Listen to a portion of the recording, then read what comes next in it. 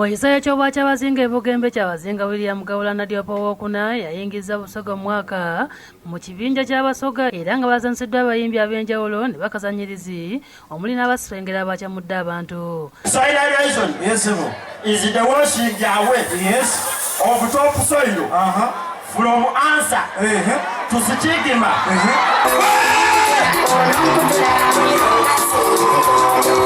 Chabazinga atusenyusawe ku ssaawa 5:30 nga neziddwa Katuukiro wa Busoga Dr. Joseph Muvawala n'abakungu abalala olwo ku ssaawa 6 n'ayingiza abantu omwaka bw'akassa ebbaluuni akabonero akasibula omwaka n'okutulisa ebiriroliro.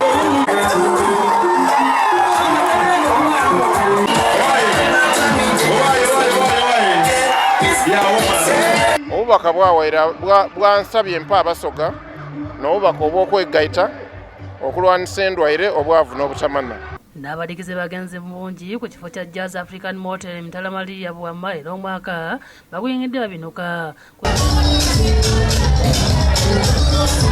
Kusaawa 6 batulisiza ebiriroliro nga Mugera Ronald omutandisi w'ekifo kino asimye abantu okumuwagira n'abawaseddume w'ente. Nga bwe nali nabasuubiza nti fireworks tugenda kuzikuba, fireworks tuzikubye ndowooza muzirabye. Enjeru bakungande ku Kasitira Hotel esangibwa na Kibizi mu bbinu ly'okumalako omwaka.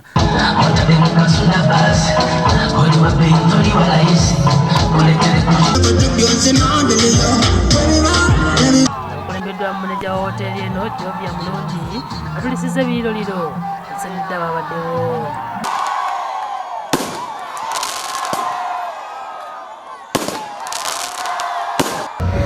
Njagala okwebaza bakasitoma baffe abalungi abatuwagidde guno omwaka oguwedde. N'omuduumizi w'enkambi y'amagye Masaka Brigadier Joseph Semwanga asabye abakulembeze ab'enjawulo babeeko kye bakola ku nsonga y'okukuba abayimbi obucupa. Olw'okubanga tukkiriziganye na muntu oba mu nzikiriza oba mu byobufuzi ne tulowooza kikyamu. Okwogera bino abadde mu nkambi y'amagye Kasijjagirwa Kabaka akagalawo omwaka n'okwaniza omujja era nga Brigadier Semwanga annyonnyodde bw'ati. Ndowooza twandinoonyezaayo embeera endala etali yakuleeta violence.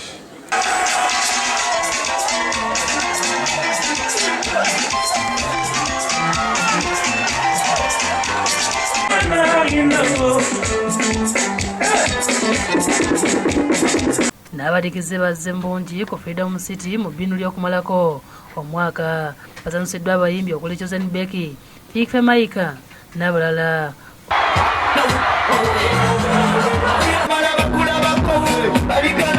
Ku ssaawa 6 batulisiza ebiriroliro okwaniriza omwaka.